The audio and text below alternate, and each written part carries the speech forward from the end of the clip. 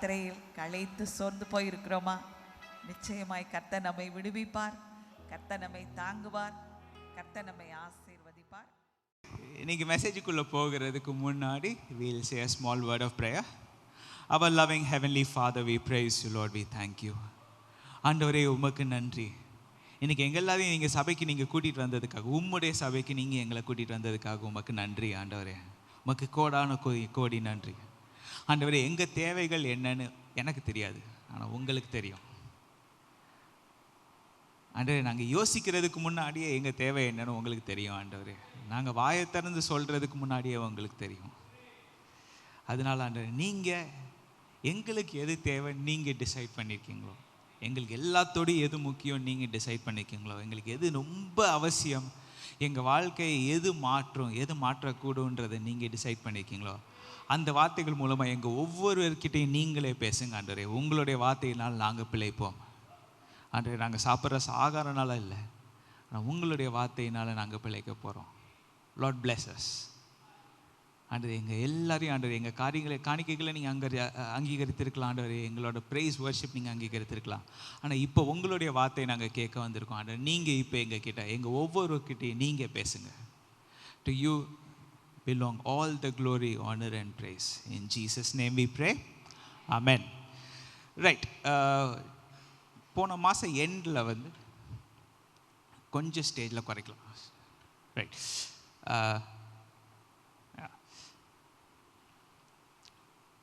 போன மாதம் எண்டில் வந்து நான் இது வரைக்கும் நான் உங்கள்கிட்ட சொல்லியிருந்தேன், எனக்கு ஒரு புரியாத ஒரு பகுதி, கொஞ்சம் கஷ்டமான ஒரு பகுதியில் வந்து ஆண்டவர் எனக்கு புரிய வச்சா அதை அப்படியே உங்கள்கிட்ட சொன்னேன். என்ன?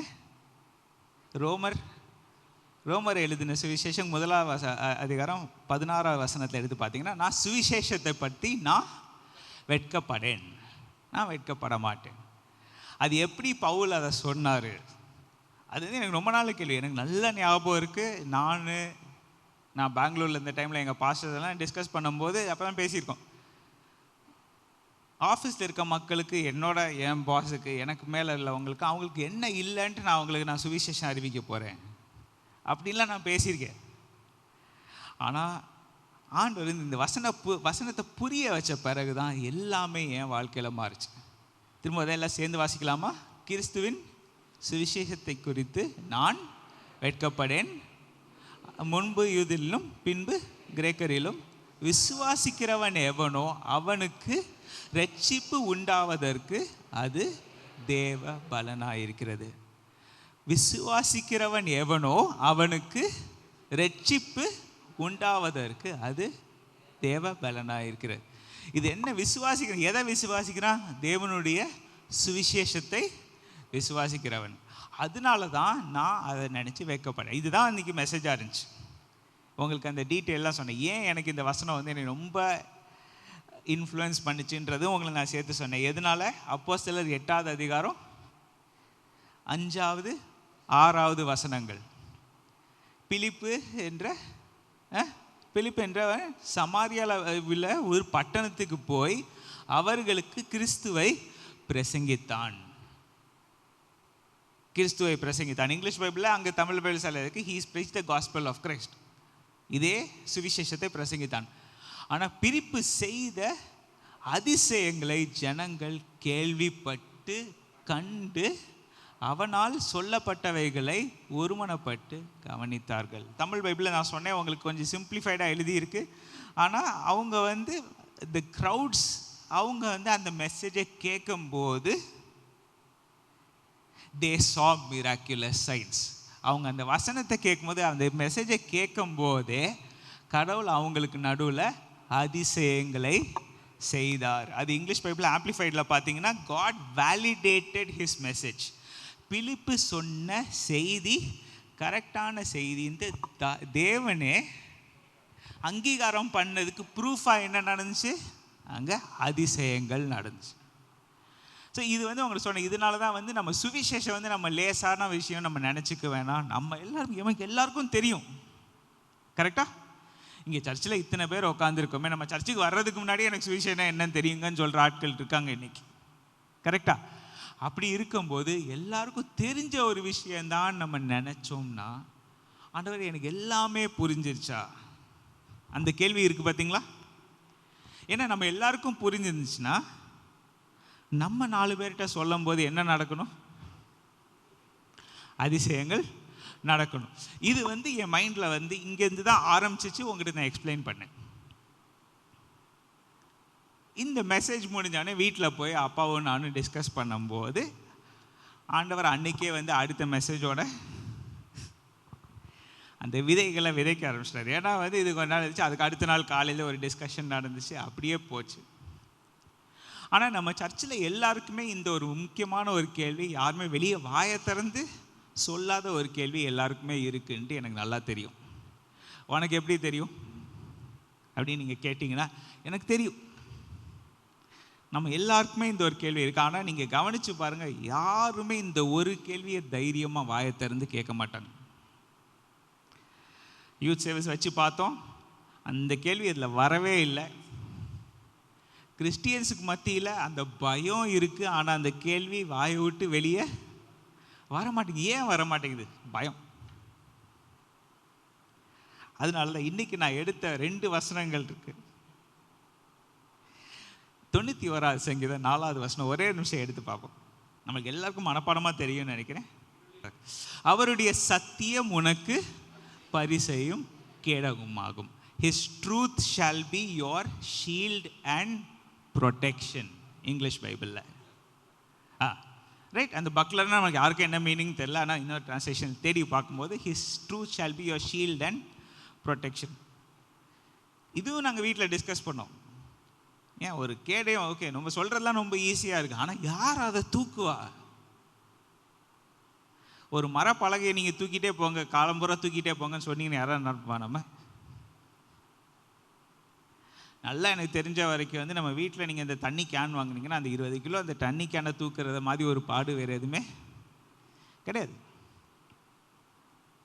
எல்லாருக்குமே அதே நிலைமை தான். அது எனக்கு தெரிஞ்ச வரைக்கும்.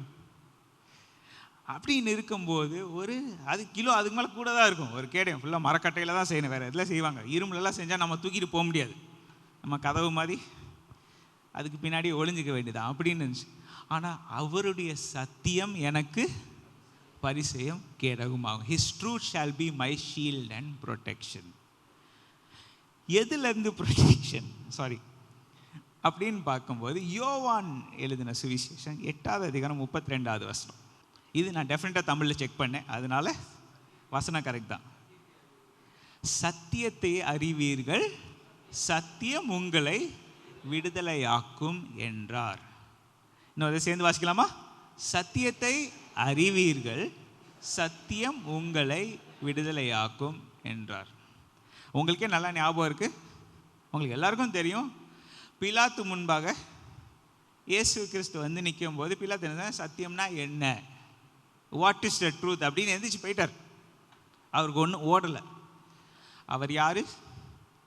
இயேசுவை நியாயம் தீர்க்கிறதுக்கு வைக்கப்பட்டிருந்த ரோமன் கவர்னர் தானே அவர். ஆனால் அவருக்கு என்ன சொன்னார்? சத்தியம்னா என்ன தெரியலைன்னு சொல்கிறதோட நம்ம நல்லா யோசித்து பார்த்தோன்னா புரியலைன்றது இன்னும் ஒரு மிகப்பெரிய ஒரு விஷயம். சார் நான் என்ன கேள்வி நான் இன்னும் யோசிச்சுட்டு இருக்கேன்னு கேட்குறீங்களா? சொல்கிறேன். ஆனால் இந்த வசனம் ரொம்ப முக்கியம். ஏன்னா என்ன சொல்லுது? You will know the truth. சத்தியம் என்பதை நீங்கள் தெரிந்து கொள்வீர்கள், புரிந்து கொள்வீர்கள். You shall know. அந்த நோன்ற வார்த்தைக்கு நிறைய வேர்ட்ஸ் இருக்குது, நிறைய மீனிங்ஸ் இருக்குது. அதில் எனக்கு என்னென்னா தெரியும், எப்படி நம்ம சுவிசேஷனா எனக்கு என்னன்னு தெரியும் அப்படி நம்ம சொல்கிறதுக்கு மேலே, நான் போன வாரம் சொன்ன மாதிரி நம்மளுக்கு என்ன தெரியும்? சுவிசேஷனா இயேசு கிறிஸ்து எனக்காக சிலுவையில் மரித்தார், கடைசி பாட்டு அதுக்காக எனக்காக மனுக்குலத்துக்காக பரலோகத்திலேருந்து பூமிக்கு வந்தார். ஒரு மனுஷ ரூபத்தில் மனுஷனை போல் நம்மளை போல் இருந்து, ஆனால் பாவம் இல்லாமல் நம்மளுக்காக மரித்து அடக்கம் பண்ணப்பட்டு 3ஆம் நாள் எழுந்து உயிர் தெழுந்து இப்போ தேவனுடைய வலது பார்சத்தில் வீட்டிருக்கிற அவர் தான் பூமியை திரும்ப நியாயம் தீர்க்க போகிறார். இது எல்லாமே காஸ்பல் தான். நம்மகிட்ட காஸ்பல்னு சொன்னால் இங்கே யார்ட்டையா சொன்னால் என்ன சொல்லுவாங்க? இல்லை நான் கிறிஸ்மஸ் அப்போ அந்த கதை கேட்டேனே, தேவனே இயேசு கிறிஸ்து மாதிரி மாட்டு தொழுவத்தில் எல்லாருக்கும் மாட்டு தொழுவது தான் ஞாபகம் இருக்குது. ஏன்னா நம்மளுக்கு எங்கே நீங்கள் போனீங்கன்னா, நீங்கள் ஜவுளி கடைக்கு போனாலும் இன்றைக்கி மாட்டு தொழுவது தான் இருக்குது. அவங்க தான் இருக்கிறதுல பெரிய மாட்டு தொழுவம் வச்சுருக்காங்க, வேறு யாரும் வைக்கல. எனக்கு எப்படி தெரியும்னு கேட்காதீங்க, எனக்கு தெரியும். ரைட்? யோசிச்சு பாருங்களேன், இது எல்லாமே இன்னைக்கு உலகத்தில் சுவிசேஷத்தை வந்து மாட்டு தொழுவதை மாற்றிட்டாங்க. இதில் என்ன டேஞ்சர்னா, நம்மளும் அதே மாதிரி மாற்றிடக்கூடாதுன்றதுக்காக தான் நம்ம இப்படி சர்ச்சுக்குன்னு வந்து ஞாயிற்றுக்கிழமை என் மனசில் 1000 கேள்வி இருந்தாலும் இன்றைக்கி சர்ச்சில் ஆண்டவர் நம்மளுக்கு கொடுக்குற வார்த்தை இதுதான் அப்படின்னு நம்ம நினச்சிட்டு உட்காந்துருக்க மாதிரி இருக்கு. ஏன்? பிகாஸ் நம்ம சுவிசேஷத்தை ஒழுங்காக புரிஞ்சுக்கிறது நம்மளுக்கு மிக மிக அவசியமான ஒன்று. ஏன்னா இந்த வசனம் என்னது? சத்தியத்தை அறிவீர்கள். You have to understand the truth. நோனா வந்து எனக்கு தெரியும்னு மட்டும் இல்லை, அது எனக்கு புரியணும். தெரிஞ்சால் மட்டும் புரிஞ்சிச்சின்னு அண்டர்ஸ்டாண்ட் கிடையாது. புரிஞ்சிச்சினாலும் வந்து இவன் ஃபுல்லாக விளங்கிருச்சுன்றது அது அடுத்த விஷயம். விளங்கிருச்சுன்னா அது நான் ஏற்றுக்கொண்டேன்னா அது, and these are all part of knowing. சத்தியம் எனக்கு தெரியும், நான் அறிந்திருக்கிறேன், நான் அதை புரிஞ்சிருக்கிறேன், நான் ஏற்றுக்கொள்கிறேன்ற எல்லாமே சேர்ந்துருக்கேன். நான் அதை ஏற்றுக்கொள்ளாமல் சத்தியம் எனக்கு விடுதலை கிடையாது. சத்தியம் என்னை விடுவிக்கும், ஆனால் எனக்கு அந்த சத்தியமே புரியல, எனக்கு ஏறல. அப்புறம் எங்கே எனக்கு விடுதலை? இப்படின்னு நீங்கள் யோசிக்கலாம். இதெல்லாம் ஓகே, எல்லாம் புரிஞ்சுட்டா? ஏன்னா இந்த வசனத்திலேயே நீங்கள் வந்து இந்த வசனத்தோட வார்த்தைக்கு வார்த்தை நீங்கள் டிரான்ஸ்லேட் பண்ணிங்கன்னா, கரெக்டா?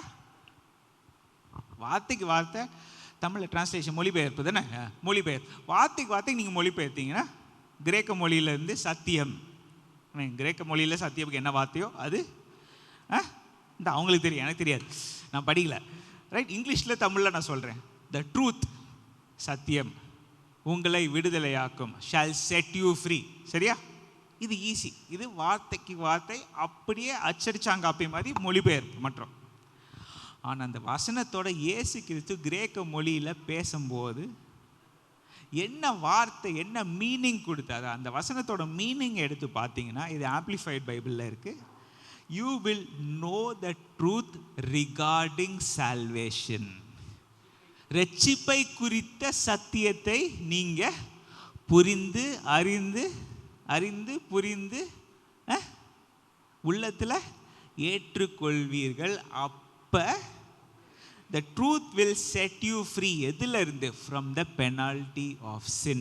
பாவத்திலிருந்து, பாவ தண்டனையிலிருந்து உங்களை இந்த சத்தியம் உங்களை விடுதலை ஆக்கும். புரியுதா உங்களுக்கு? ஸோ இந்த வசனம் வந்து ரொம்ப நாள் எல்லாரும் மனப்பாடமாக தெரியுது. நம்ம மட்டும் இல்லை, எல்லாருமே சொல்லுவாங்க, you will know the truth, the truth will set you ஃப்ரீன்னு அசால்ட்டாக உலகத்தில் எல்லாருமே சொல்லிட்டு போயிடுவாங்க. ஆனால் இயேசு கிறிஸ்து என்ன மீனிங்கில் சொன்னார், என்ன அர்த்தத்தில் சொன்னாருன்னு எனக்கு புரியணும்னா, வார்த்தைக்கு வார்த்தை கிரேக்க மொழியிலிருந்து டிரான்ஸ்லேஷனும் பண்ணணும். ஆனால் அந்த என்டையர் சென்டென்ஸ் அவர் அன்றைக்கி சொல்லும் போது என்ன மீனிங்கில் சொன்னார். ஏன் இது இவ்வளோ கஷ்டம்? கிரேக்க மொழியும் தமிழும் ஒரே மொழி கிடையாது, வேறு வேறு மொழி. கிரேக்க மொழி வந்து படிக்கிறதுக்கு கஷ்டம். இவங்களும் சொல்லியிருக்காங்க அந்த வார்த்தையை பார்த்தா வந்து இன்றைக்கு வரைக்கும் வந்து அது எப்படி அந்த ஆல்ஃபபெட்லாம் இவங்க ப்ரொனவுன்ஸ் பண்ணுறாங்கன்னு எனக்கு இன்றைக்கு வரைக்கும் புரிஞ்சதில்லை. நான் சின்ன பையனாக இருக்கும்போது யானி கிரேக்க மொழியில் பேசுறதை கேட்டிருக்கேன். அவர் பேசுறது தலைக்கும் புரியாது, காலும் புரியாது. அதுதான் எனக்கு ஞாபகம் இருக்காரு. அவர் கிரேக்கர். அவங்க கிரேக்கர்கள் என்ன பண்ணாங்க அந்த காலத்தில்?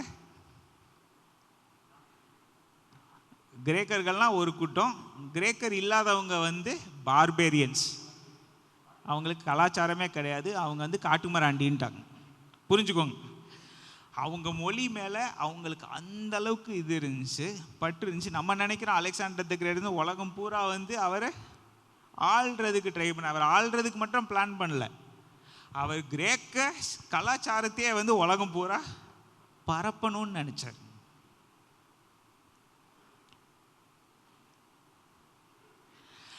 இதுக்கும் மேலே நீங்கள் ரோமர் 1:16 நீங்கள் எடுத்து பார்த்தீங்கன்னா, முதலாவது யூதனுக்கும் பின்பு கிரேக்கர். யூதர்களை பொறுத்த வரைக்கும் அவங்க தான் மீதி வந்து காட்டு மிராண்டி அந்த எந்த கதையுமே கிடையாது. நீ காட்டுமராண்டியாக இருந்துக்கோ, நீ கிரேக்கனாக இருந்துக்கோ. முன்பு யூதன், மீதி கிரேக்கன். மற்ற எல்லாருமே அவங்கள பொறுத்த வரைக்கும் அவங்களுக்கு அப்புறம் இன்ஃபீரியர் தான். புரிஞ்சா? அங்கேயே இருக்கு பாருங்க, முன்பு யூதரிலும் பின்பு கிரேக்கரில். ஆனால் பவுல் சொல்கிறாரு, யூதனாக இருந்தாலும் சரி, யூதன் இல்லாதவனாக இருந்தாலும் சரி, விசுவாசிக்கிறவன் எவனோ அவனுக்கு ரட்சிப்பு உண்டாவதற்கு இது தேவ பலனாக இருக்குது. எது? சுவிசேஷம். இங்கே தான் இந்த கொஸ்டின் கம்ஸ். நீங்கள் எல்லாரும் ஒரு கேள்வி கேட்குறீங்கன்னு சொன்னேன், மனசுக்குள்ளே இருக்குது. யாரும் இன்னைக்கு வரைக்கும் என்கிட்ட கேட்டது இல்லை. நான் எங்கள் அப்பாட்ட நிறையா தடவை கேட்டிருக்கேன். இது ஒரு பயங்கரமான ஒரு தியாலஜிக்கல் டிஸ்கஷனாகவே ஆகிறதுக்கு சான்ஸ் இருக்குது. ஆனால் அது முடிஞ்ச அளவுக்கு சிம்பிளிஃபை பண்ணுறதுக்கு நான் ரொம்ப ஜோமென்ட்டு வந்திருக்கேன் இன்னைக்கு. சரியா? என்ன கேள்வி? எனக்கு விசுவாசம் இருக்குது, சரியா? எனக்கு சுவிசேஷம் தெரியும், நான் பரலோகத்துக்கு போவேனா போக மாட்டேனா? அதுதான் எல்லாருக்கும். கரெக்டாக இல்லையா? சொல்லுங்கள் பார்ப்போம். இதெல்லாம் தைரியமாக கை தூக்குறேன்னாலும் கடவுள் பார்க்குறாரு, பார்த்துக்கோங்க. நான் பார்க்குறேன்னா பார்க்கலையோ, கடவுள் பார்க்குறேன். நான் பரலோகத்துக்கு போவேனா, எனக்கு சுவிசேஷம் தெரியும். எத்தனை பேர் எனக்கு தெரியாதுன்னு சொல்கிறீங்க? யாராவது கை தூக்குறீங்களா? இல்லை. ஓகே, எல்லாருக்கும் எனக்கு சுவிசேஷம் தெரியும்னு கை தூக்குங்க பார்ப்போம். நல்லா கை தூக்குங்க, நல்லா கை தூக்கு. ரைட், இங்கே யாராவது கை தூக்காமல் இருக்காங்களான்னு பார்க்குறேன். ஏன்னா தெரியுன்றதுக்கு எல்லாரும் கை தூக்கணும், அதுக்கு பாதி பேர் கை தூக்கலைன்னா அப்புறம் ரெண்டுக்கும் நடுவில் எங்கே இருக்கீங்க? கேள்வியே கிடையாது. எனக்கு ஒன்று தெரியும், இல்லை தெரியாது. இல்லை ஃபினி, நீ தானே சொன்ன, எனக்கு ஃபுல்லாக புரிஞ்சிருச்சா? தெரிகிறதுல இதெல்லாம் இருக்குது. சத்தியத்தை அறிவீர்களா? கரெக்ட். சரி, இங்கே ஒரு பிரச்சனை இருக்குது. ஆனால் எனக்கு சுவிசேஷம் நான் கேள்விப்பட்டேன். நான் விசுவாசிக்கிறேன்னா நான் பரலோகத்துக்கு போகணும்ல. என்ன சொல்கிறீங்க? ஆமாவா இல்லையா? இதுக்கும் கை தூக்கலாம். ஆமாம், கரெக்டா? இது எப்படி நம்ம ஆமான்னு சொல்கிறோம்? எந்த தைரியத்தில் நம்ம சொல்கிறோம்? இந்த ஒரு வார்த்தை போதும், ஆண்டவரே நான் விசுவாசிக்கிறேன் அப்படின்ட்டு நான் மனசை நான் சொல்லிட்டேன் அப்படின்னா நான் பரலோகத்துக்கு போவேன்னா அப்புறம் இவ்வளோ பெரிய பைபிள் எனக்கு எதுக்கு? எத்தனை பேர் அதை கேட்டிருக்கீங்க? ஏதாவது யோசிச்சிருக்கீங்களா? ஏன் ஆண்டவர் உருக்கி இருக்கிற கொழுப்பெல்லாம் கரித்து எடுத்து நம்மளுக்கு சிம்பிளிஃபை பண்ணி இவ்வளோ பெரிய பைபிளை என்கிட்ட கொடுத்துருக்காரு, அப்புறம் இந்த ஒரு வார்த்தையில் முடிஞ்சிச்சுன்னா எனக்கு கவலை இல்லையா? உண்மையில சொல்கிறேன், இது உண்மையாகவே நான் சர்ச்சில் யூத் சர்வீஸில் நான் அவங்க கேள்வி கேட்பாங்களா நான் ட்ரை பண்ணி பார்த்தேன். இந்த கேள்வி வரவே இல்லை. நானும் வேறு யாராவது கேட்பாங்களான்னு பார்த்தேன், யாரும் சொல்கிற மாதிரி தெரில. ஆனால் நீங்கள் கவனித்து பார்த்தீங்கன்னா உலகத்தில் என்னைக்கு ப்ராட்டஸ்டன்ட் கிறிஸ்டியானிட்டி உள்ளுக்குள்ளே வந்துச்சோ அன்னைக்கு இந்த கேள்வி கேட்கப்படுச்சு. இந்த கேள்வினால தான் ப்ராட்டஸ்டன்ட் கிறிஸ்டியானிட்டியே உள்ளுக்குள்ளே வந்துச்சு. எதனால? எனக்கு பாவ மன்னிப்பு எப்படி? அது புரிகிறதுக்கு நீங்கள் முழு பைபிள் தேவை. ஏன்னா புதிய ஏற்பாடுக்கு முன்னாடி பழைய ஏற்பாடில் தான் அதை பற்றி உள்ள இன்ஃபர்மேஷன் எல்லாமே இருக்குது. இயேசு கிறிஸ்து வரும்போது புதிய ஏற்பாடு இல்லை, அவர் தான் புதிய ஏற்பாடே. அவர் தான். அவர் வர்றதுக்கு முன்னாடி புதிய ஏற்பாடுன்றது இல்லை. அப்படின்னா அவர் எங்கேருந்து கொட்டேஷன் எடுத்தார்? பவுல் எங்கே வாசித்தார்? பவுல் வாசிக்கிற டைம்லையும் சுவிசேஷங்கள் இல்லை. எழுதினதே அவர் எழுதின கடிதம். எழுதப்பட்ட புதிய ஏற்பாடு புஸ்தகம் பவுல் எழுதின கடிதம். தெசலோனிக்கேயருக்கு எழுதின கடிதம் தான் பவுல். அதுதான் நியூ டெஸ்டமெண்ட் புக். நம்மளுக்காக நம்ம வசதிக்காகண்டு முதல்ல மத்தேயுக்கு முன்னாடி பாஸ்டர் சொன்ன மாதிரி முதல்ல எழுதப்பட்ட சுவிசேஷ புஸ்தகம் மார்க். கரெக்டா? ஸோ இதெல்லாம் இருக்கும்போது என்ன நடந்துச்சு? எப்படி, எந்த தைரியத்தில் சொல்கிறேன் நான் பரலோகத்துக்கு இயேசுவின் நாமத்தின் மேல் விசுவாசித்தால்? கரெக்டா? இது எப்படி வருது? இதெல்லாம் நீங்கள் யோசித்து பார்க்கும்போது லைக் ஐ டோல்ட் யூ, இன்னைக்கு நம்ம பேச ஆரம்பிக்கும் போதே ஹிண்ட் உங்களுக்கு கொடுத்துட்டேன். என்ன சுவிசேஷம்னா என்ன? அந்த சுவிசேஷத்தை பற்றி உள்ள சத்தியத்தை எனக்கு முழுவதுமாக தெரியுமா? நம்ம யோசித்து பார்க்கும்போது தான் நம்ம ரியலைஸ் பண்ண. என்ன சொன்னா, இப்போயே நான் சொன்னேன் கொஞ்ச நேரத்துக்கு முன்னாடி, சுவிசேஷத்தை பற்றி உள்ள சத்தியம்னா நிறைய பேருக்கு நான் சொன்னேன், எல்லாருமே மாட்டு தொழுவத்தோடய முடிச்சிட்டாங்க. அதுக்கு முன்னாடி நடந்தது மறந்தாச்சு. இம்மீடியட்டாக அதுக்கு முன்னாடி மாட்டு தொழுவதுக்கு முன்னாடி இயேசு எங்கேருந்து வந்தார்?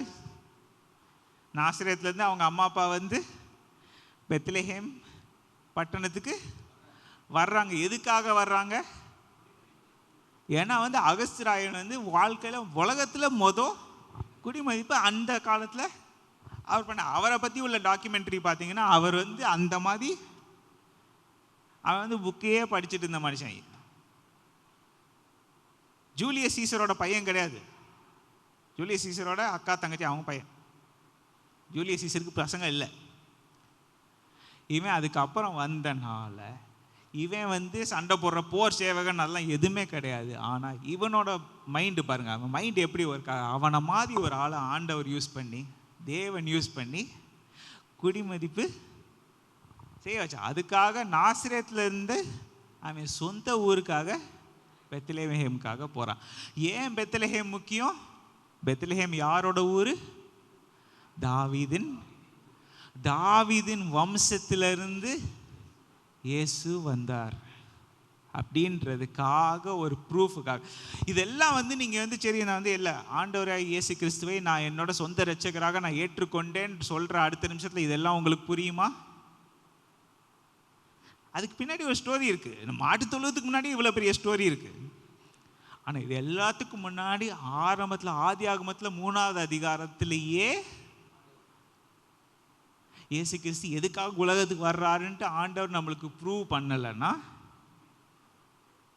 இது நம்மளுக்கு புரியாது. எப்போ உன் வித்துக்கும் அவள் வித்துக்கும் பகை உண்டாக்குவேன் அப்படின்னு ஆண்டவர் பாம்பிட்ட சொன்னார். பாவம் நடந்துச்சு. அந்த பாவம் நடக்காம இது கிடையாது. இந்த பாவத்துக்கு முன்னாடி இந்த பாவத்தை யார் தூண்டி விட்டா? ஆனால் விவரமாக தூண்டி விட்டான். அவன் தான் வாயால் எதுவும் கெடாத மாதிரி ரொம்ப கேர்ஃபுல்லாக ரொம்ப பிளான் பண்ணி, நீ அதை சாப்பிடு அப்படின்னு சொல்லலை, நீ சாப்பிட்டா உன் கண்கள் திறக்கப்படும் சொன்னாவளே, நீ சாப்பிடுன்னு சொன்னானா நீ வந்து இருக்காது. புரியுதா? இன்னைக்கு உலகத்தில் எத்தனை பேர் நிறைய பேர் ஏமாற்றும் போது நீ இதை செய்யின்னு நேராக சொல்கிறது கிடையாது. அவங்கள செய்கிறதுக்கு உசுப்பேத்துறது, தூண்டுறது, குத்தி விடுறது, நோண்டுறது, அது எல்லாம் பண்ணுறது. ஆனால் அந்த விஷயத்தை மட்டும் செய்ய மாட்டாங்க. அதுக்குன்னு ஆண்டவர் வந்து சாத்தான் ஆண்டவர் முன்னாடி, ஆண்டவர் இங்கே பாருங்கள், அவங்களுக்கு நான் ஆசை வேணா காமிச்சேன், அவங்கள நான் சாப்பிட சொல்லலை அப்படின்னு போய் ஆண்டவர் முன்னாடி நான் நியாயம் பேச, இந்த டெக்னிக்காலிட்டியில் நியாயம் பேசுறது ஆண்டவர் முன்னாடி ஒர்க் ஆகுமான்னு இன்னைக்கு யோசிச்சு பார்த்தீங்கன்னா, அன்னைக்கு அடுத்த நிமிஷம் பனிஷ்மெண்ட் யாருக்கு விழுந்துச்சு? சர்ப்பத்துக்கு. புரியுது அவங்களுக்கு? இந்த டெக்னிக்காலிட்டி ஆண்டவரே நான் இதெல்லாம் சொல்லலை, நான் கேர்ஃபுல்லாக என் வார்த்தையை பிளான் பண்ணி இந்த காலத்து மாடர்ன் லீகல் ஸ்பீக்கில் தான் நான் பேசினேன் அப்படின்னு சொன்னாலும் அங்கே ஆண்டவர்கிட்ட அந்த பருப்பு வேகலை. இது நம்ம எல்லாருமே ஞாபகம் வச்சுக்கணும். ஏன்னா இங்கே தான் நம்மளோட பிரச்சனை இருக்குது. ஆண்டவரே நான் வந்து நீங்கள் பைபிளில் சொன்ன மாதிரியே இயேசு கிறிஸ்துவை நான் என் சொந்த இரட்சகராக நான் ஏற்றுக்கொண்டேன், எனக்கு பரலோகத்தில் இடம் கொடுங்க, நம்ம எல்லாரும் அப்படி சொல்ல முடியாது. இதுதான் பிரச்சனை. இதனால தான் சொன்னேன், இந்த எல்லாருக்கும் இந்த பயம் இருக்குது. நான் உண்மையே சொல்கிறேன், இந்த கேள்வி யாருமே தைரியமாக கேட்காதுக்கு ரீசன் எல்லாருக்குமே இந்த பயம் இருக்குது. ஏதாவது ஒரு பிரச்சனையில் ஒரு டெக்னிக்காலிட்டியில் நான் பரலோகத்துக்கு போகாமல் இருந்துட போகிறேன்னு எல்லாருக்கும் ஒரு பயம் இருக்குது. அதனால இந்த என்ன நடக்குது, இந்த கேள்வியை கேட்குறதே கிடையாது. அந்த பயம் எதுனால உள்ளுக்குள்ள நம்மளுக்கு வருது? இவ்வளோ பெரிய பைபிள் ஆண்டவர் எனக்கு கொடுத்துருக்காரு, இது நான் வாசித்து முடிக்கல, அது உண்மைதான். ஆனாலும் வந்து எதுக்கு இவ்வளோ பெரிய பைபிள் கொடுத்துருக்காருன்னு ஒரு பயம் இருக்குது. எனக்கு வாசிக்கிறதுக்கு எனக்கு மூடு இல்லை, இன்ட்ரெஸ்ட் இல்லை, ஆனால் எனக்கு அந்த பயம் மற்றும் இருக்குது. இன்னைக்கு உலகத்தில் நம்ம எல்லாரும் அப்படி தானே இருக்கோம். இது புரியறதுக்காக எவ்வளோ நாள் ஆண்டவர்கிட்ட கேட்டுப்பாங்க. ஆண்டவர் சொன்ன, ஆண்டவர் எனக்கு இது புரியலைன்னு சொல்லி சும்மா ஆண்டவரே எனக்கு இது புரியலை, எனக்கு நீங்கள் சொல்லித்தாங்க அப்படின்னு பைபிளை திறந்து ஆண்டவர் புரிய வச்சிடறாரா? அது எத்தனை பேர் ட்ரை பண்ணியிருக்கீங்க?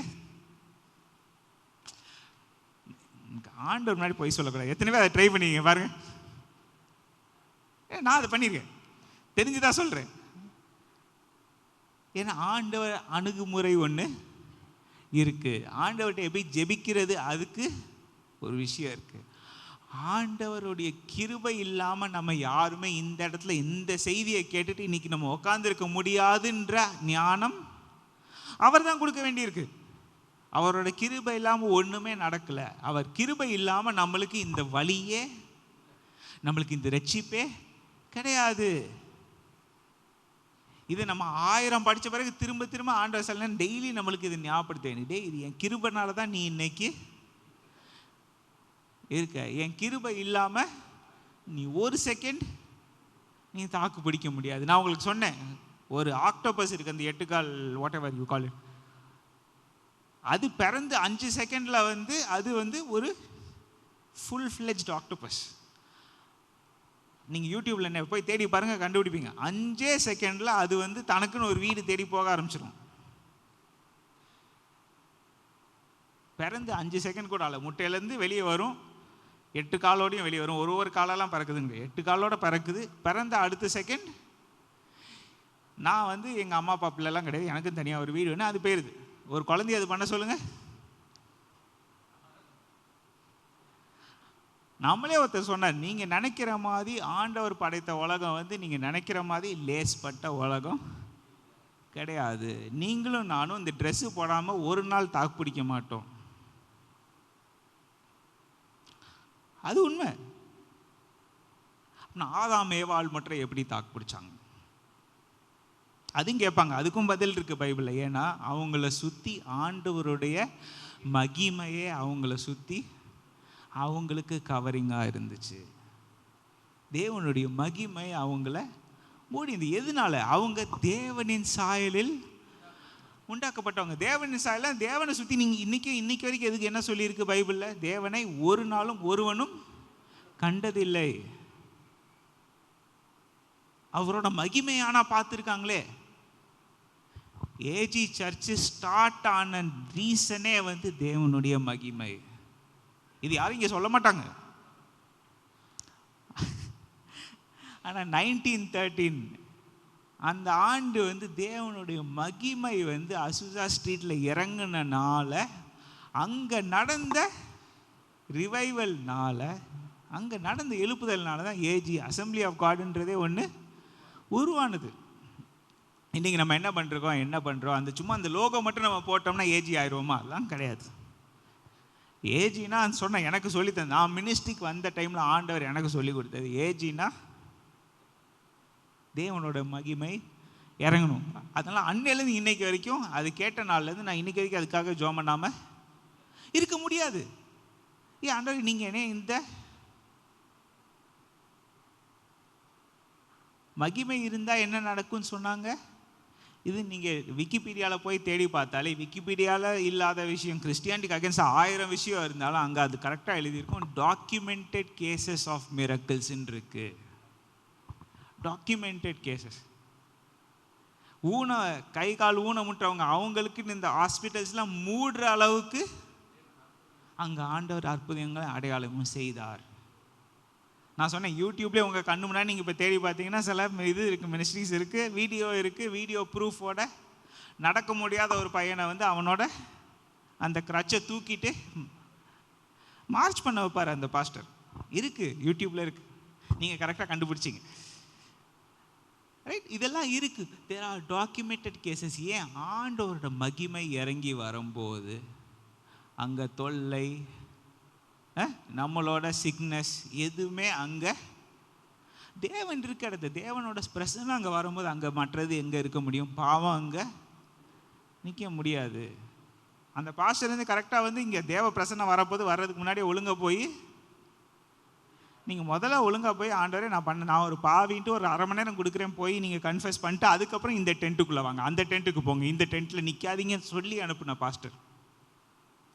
ஏன்? அவங்களுக்கு அந்த விஷயம் கிளியராக புரிஞ்சிச்சு. அப்படின்னா என்ன விஷயம் இருக்குது? பைபிளில் இருக்கிற ஒவ்வொரு வார்த்தையும் ஆண்டவர் சும்மா எழுதி வைக்கலை. ஒன்றுக்கு முன்னாடி ஒன்று. நீங்கள் மொத்தம் வசனம் எடுத்து பார்த்தாலே அதுலேயே திரியேக தேவன் அங்கே இருக்காரு அப்படின்ட்டு அந்த ஒரிஜினல் ஹீப்ரூவில் அந்த வார்த்தை இருக்குது.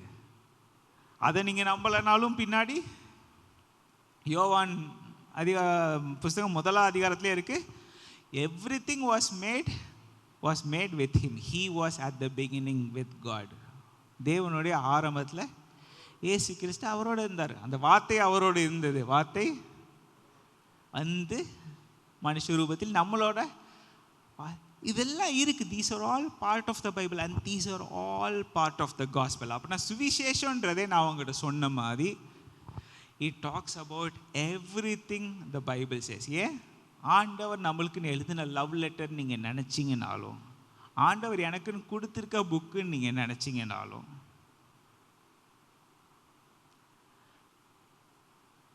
எனக்கு பாட புஸ்தகம்னு நீங்கள் நினச்சிங்கனாலும், அந்த புக்கில் இருக்க ஆரம்பத்துலேருந்து கடைசி வரைக்கும் நம்மளுக்கு தேவை. ஆனால் நிறைய பேர் இன்றைக்கி ரொம்ப சொல்ல this is a love letter from காட்னு சொல்லிடுவாங்க. லவ் லெட்டர் யாராவது என்னைக்காவது முழுசாக வாசிக்காமல் இருந்திருக்காங்களா? 1000 தடவை வாசிச்சுப்பாங்க.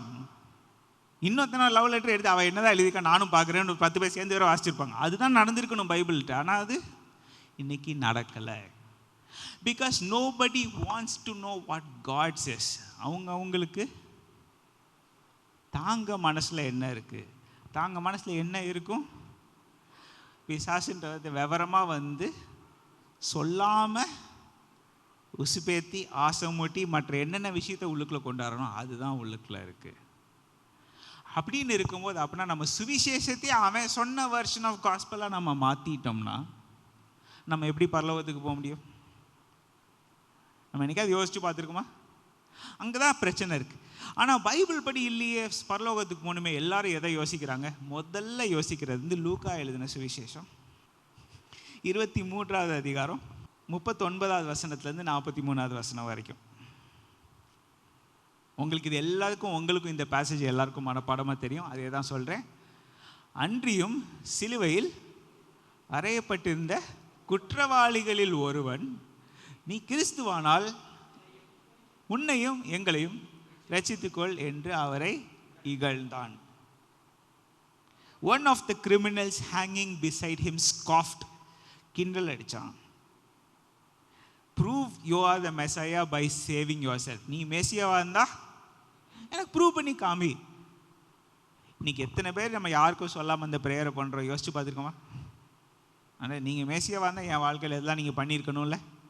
நம்ம சொல்கிறோமா சொல்லலையா? யோசிச்சு பாருங்கள். மற்றவன் அவனை நோக்கி, நீ இந்த ஆக்கினைக்கு உட்பட்டவனாய் இருந்தும் தேவனுக்கு பயப்படுகிறது இல்லையா? ஒரே நிமிஷம் நான் இங்கிலீஷில் அதை வாசிக்கிறேன், அப்போ உங்களுக்கு புரியும். The other criminal protested. அடுத்த கிரிமினல் வந்து ஞாபகம் வச்சுக்கோங்க, உங்களுக்கு எல்லாம் தெரியும். 3 சிலுவை இருக்குது. இயேசு கிறிஸ்து நடுவில் இங்கிட்டு ஒருத்தன் அங்கிட்டு ஒருத்தன். இங்கிலீஷ் பைபிளில் பார்த்தீங்கன்னா ஹேங்கிங் ஆன் த கிராஸ் அப்படின்னு இருப்பாங்க. ஏன்னா கால் வைக்கிறக்கு அங்கே உங்களுக்கு ஒரு இது விஷயம் இல்லைன்னா நீங்கள் தொங்கி தான் ஆகணும். சிலுவையில் மறிக்கிறது வந்து எதனால நீங்கள் மறிக்கிறீங்க நீங்கள் நினைக்கிற மாதிரி ரீசனுக்காக மறிக்கலை. சிலுவையில் மறிக்கிறது வந்து சஃபகேஷனால், மூச்சு திணறி சாகிறது. அது யாரும் சொல்ல மாட்டாங்க. நம்ம நினைக்கிற மாதிரி வந்து ஒரு 2 ஆணியை மாட்டினவனே வந்து அசால்ட்டாக தொங்கணும். இது வந்து எங்கே நம்ம வீட்டில் இருக்க ஒரு ஃபோட்டோ ஃப்ரேம் வந்து நீங்கள் ஒரு சின்ன ஆணியை வச்சா நின்றோம். அதோட வெயிட் என்ன? 1 கிலோ இருக்குமா? இருக்காது. 75 கிலோவுக்கு ஒரு மனுஷனை எத்தனை ஆணி நீங்கள் போட்டாலும் மாட்டி எவ்வளோ நேரம் தொங்க வைக்க முடியும்? என்ன கயிறு கட்டினாலும் அறுத்துக்கிட்டு வெயிட் எங்கே இருக்குது? கீழே தான் இருக்குது. நினைக்கிற மாதிரி கிடையாது. This is very difficult. It was suppose to be the most painful death punishment. சாகிறதுக்கு உள்ள டெத் பனிஷ்மெண்ட்டில் இருக்கிறதுல மோஸ்ட் பெயின்ஃபுல் மெத்தட் இதுன்னு கண்டுபிடிச்சி ஒரு நாள் பூரா 12 மணி நேரமாவது ஒருத்தனை தொங்க விடணும்னு அவன் தீர்மானம் பண்ணி பிளான் பண்ணான்.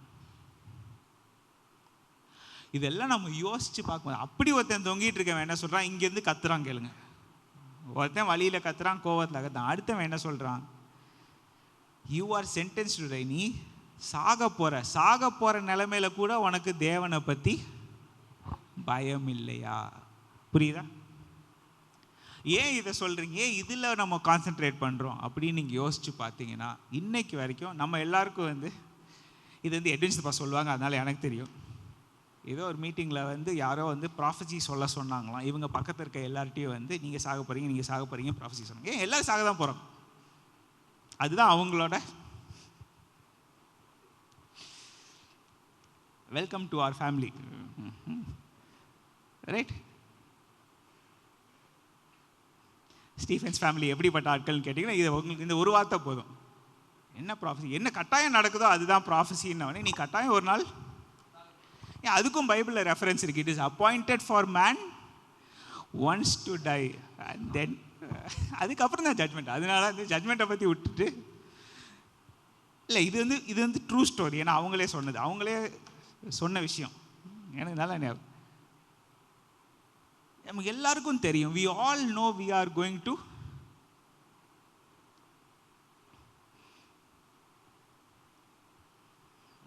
there's a joke where ஒருத்தன் you are going to die அப்படி சொல்லி அவன் டென்ஷன் ஆயிடும், பயந்துருவான்.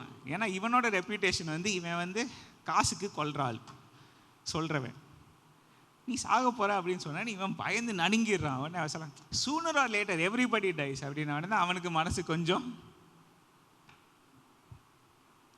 ஆனால் இமீடியட்டாக ஒன்று நடக்கும். அது அவர் நம்ம வீட்டு திண்டில் உட்காந்துருப்பார், ஒரு நிமிஷம் பின்னாடி டப்பான்னு நினச்சி இறங்கிடுவார். ஏன்னா இவன் தள்ளி விட்டுருவானு இப்போ பயம் வந்துருச்சு. இதுதான் உலகம். இன்றைக்கி நம்ம உலகத்தில் நம்ம இருக்கிற மெத்தட் அப்படி. ஆனால் நம்ம யாருக்காவது நம்ம வாழ்க்கை ஒரு நாள் முடிய போகுது, தேவனிடத்தில் பயம் இல்லை. அவன் கரெக்டாக அந்த சாவுக்கு பயப்படுறான்றது எல்லாருமே. அவன் சாவுக்கு பயப்படுறியான்னு அங்கே கேட்கல, பார்த்தீங்களா? நீ தேவனுக்கு பயப்படலையா? Don't you have a fear of God? எங்க நீ you are going to die. இது நம்ம எத்தனை பேர் நம்ம யோசிக்கிறதே கிடையாது. யாருக்குமே அந்த பயம் கிடையாது. அதான் அப்பா சொல்ல, எங்கள் வீட்டில் சொல்லி தருவாங்கல்ல, டே வேகமாக வண்டி ஓட்டாத. எதனால? எல்லாருக்கும் தெரியும், கரெக்டா? என்னோட மென்டார் இருக்காரு டாக்டர் பாலா, அவர் அதை சொல்ல மாட்டார். நீ அடிபட்டு நீ செத்துருவேன்னு நினைக்கிற, நீ சாகலைன்னா அது மாதிரி இப்போ டார்ச்சர் உலகத்திலே உனக்கு கிடையாதுன்னு அவர் அதுக்கு மேலே சொன்ன மாதிரி இப்போ ஸ்டீஃபன்ஸ் ஃபேமிலி ஒரு லெவல்னா சிலர் அதுக்கும் மேலே. அவர் கேட்டிங்கன்னா நான் பாலசிங் அப்படின்வார். இதெல்லாம் இருக்குது உலகத்தில். You haven't seen enough of what I have seen. அவ்வளோதான். யோசிச்சு பாருங்களேன். அப்படின்னா இங்கே என்ன நடக்குது? நீ சாக போகிற தேவனை பற்றி பயம் இல்லையா? அப்படின்னா நம்ம இன்னைக்கு ஒரு காலத்தில் உலகத்தில் எனக்கு என்ன நாள் கடைசி நாள்னு எனக்கு தெரியாமல் இருக்கும்போது ஆண்டவரே எனக்கு எழுதுன லவ் லெட்டரை நான் இன்னைக்கு இது வரைக்கும் வாசிக்காமல் இருந்திருக்கலாமா? புரியுதா உங்களுக்கு? ஒரு தடவை வாசிச்சா எல்லா லவ் லெட்டரும் புரியும். எந்த லவ் லெட்டருமே ஒரே தடவை வாசித்து புரிய மாட்டேங்குது. பைபிள் 1189 அதிகாரங்கள் இருக்கிற பைபிள் நம்ம ஒரு செகண்டில் வாசித்து முடிச்சிட முடியுமா? முடியாது. அவ்வளோ பெரிய லெட்டர்.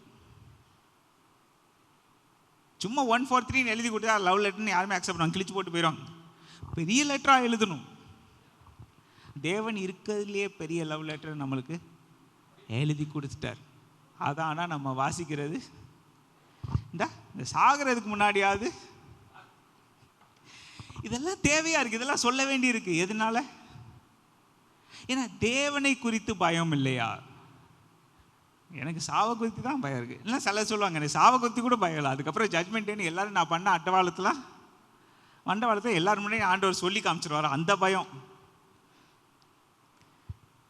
உங்கள் ப்ரையாரிட்டிஸை கரெக்டாக வைக்கணுன்றது தேவன் விரும்புகிறார். அந்த ப்ரையாரிட்டி என்ன? தேவனை குறித்து உள்ள ஒரு பயம் வேணும். இவன் கரெக்டாக சொல்லலாம். இதுக்கப்புறம் 41வது வசனம் எடுத்து பார்த்தீங்கன்னா பாருங்கள், நாமோ நியாயப்படி தண்டிக்கப்பட்டிருக்கும். நியாயப்படி தண்டிக்கப்பட்டிருக்கும். அவனுக்கே அது புரியுது.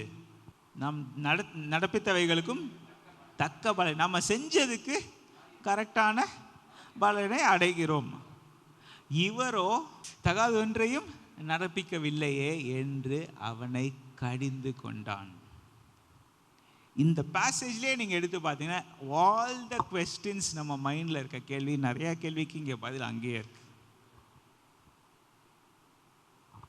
என்ன சொல்கிறான்? நம்ம பண்ண தப்புக்கு we are punished, சரியான தண்டனை கிடைச்சிச்சு.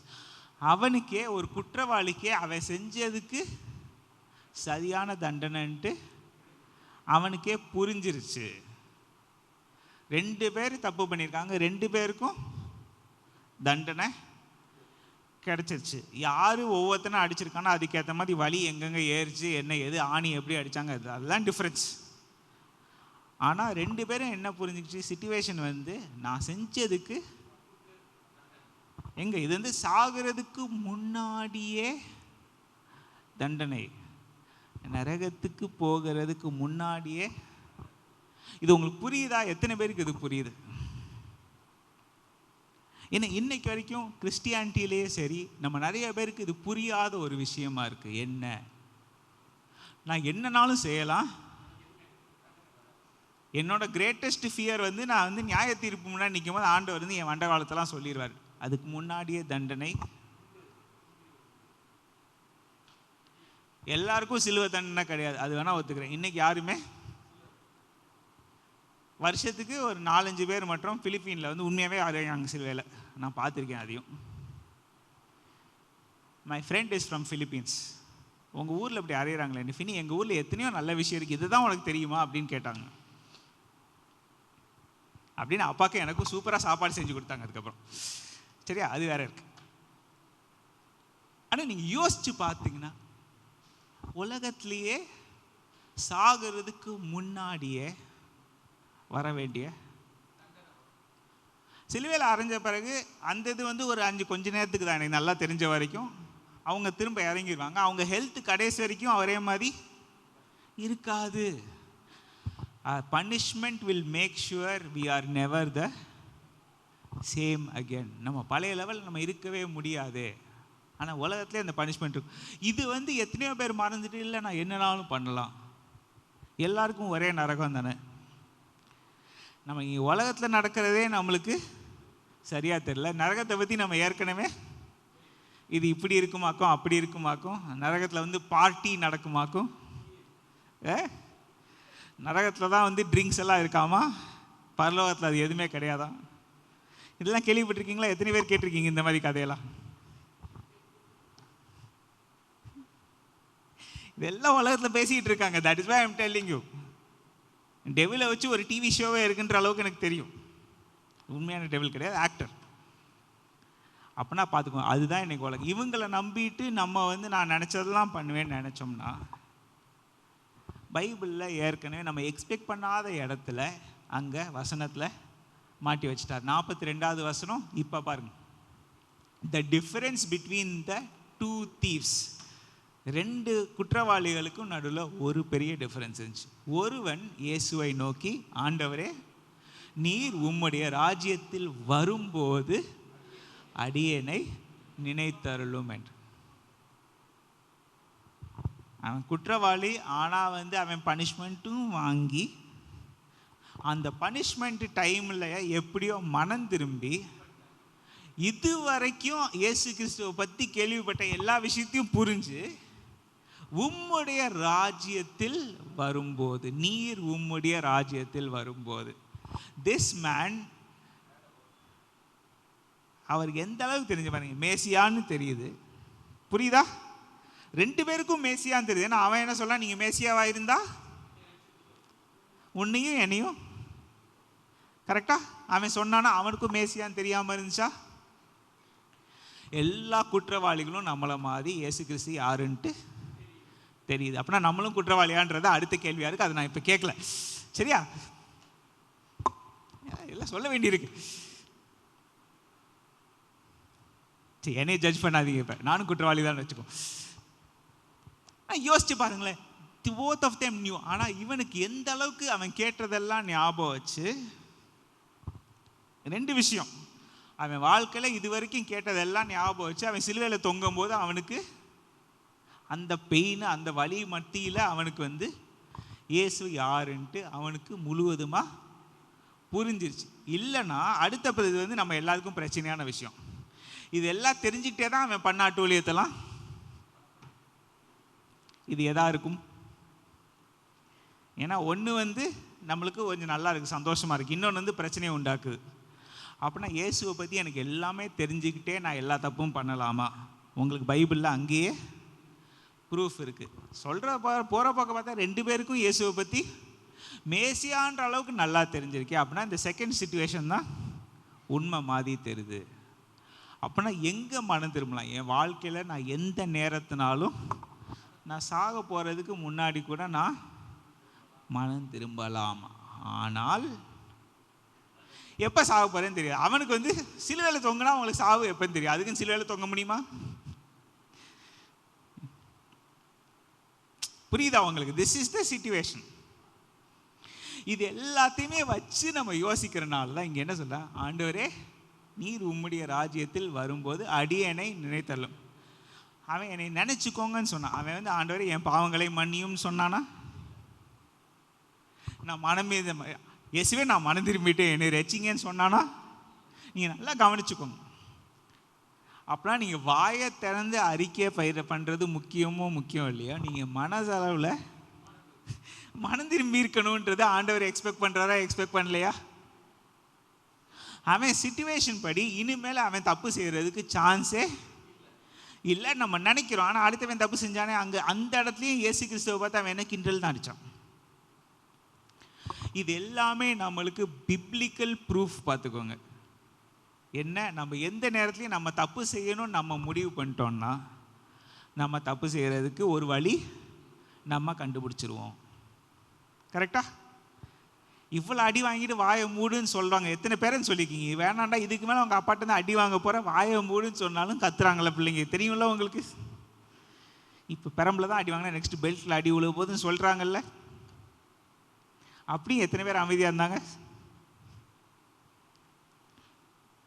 இது எல்லாமே உண்மை. This is all truth. நான் வந்து எதுவுமே வந்து உங்களுக்கு தெரியாத விஷயத்த சொல்லுது. ஏன் இந்த கேள்வி இவ்வளோ நாள் யாருமே தைரியமாக கேட்க மாட்டேங்கிறாங்கன்றதுக்கு ரீசன் தான் நான் சொல்கிறேன். ஏன்னா எல்லாருமே நம்மளுக்கு எல்லாம் தெரிஞ்ச விஷயமாக தான் இருக்குது. அப்படி சொல்லும் போது 43வது வசனம் நீங்கள் எடுத்து பார்த்தீங்கன்னா, இயேசு அவனை நோக்கி, இன்றைக்கு நீ என்னோடு கூட பரதீசில் இருப்பாய் என்று மெய்யாகவே உனக்கு சொல்லுகிறேன். கன்ஃபர்மேஷன். அவன் அன்னைக்கே சாகவும் செய்கிறான். புரியுதா உங்களுக்கு? இன் ஒன் டே, அந்த நாள் முடிகிறதுக்குள். அப்படின்னா இது உங்களுக்கு எல்லா விஷயத்தையோட ஒரு பெரிய ப்ரூஃப். என்ன, நீங்கள் உண்மையாகவே இயேசு கிறிஸ்து உங்களுடைய இரட்சகர், என்னுடைய மேசியா, என்னுடைய இரட்சகர், என்னுடைய ஆண்டவர் நீங்கள் அக்செப்ட் பண்ணிட்டீங்கன்னா, இவன் நீருன்னு சொல்கிறான், அவன் நீ அப்படின்னு பேசாத. அதெல்லாம் நீங்கள் பார்த்துருவீங்க. ஒருத்தர் மரியாதை கொடுக்குறாங்க, மரியாதை கொடுக்க எல்லாம் இருக்குது. ஸோ அப்படி நீங்கள் பார்த்தீங்கனாலே there is something very very important that happens. அந்த சிலுவையில் அந்த மனுஷன் வந்து ரட்சிக்கப்பட்டுட்டான். ஆனால் ரட்சிப்பை பற்றி உள்ள மெசேஜ் 2 பேருக்குமே முன்னாடியே கேட்டுருந்துச்சு. முன்னாடியே நல்லா 2 பேருக்கும் தெரிஞ்சிருந்துச்சு. ஆனால் அதுக்கு அக்செப்ட் பண்ணது எங்கே?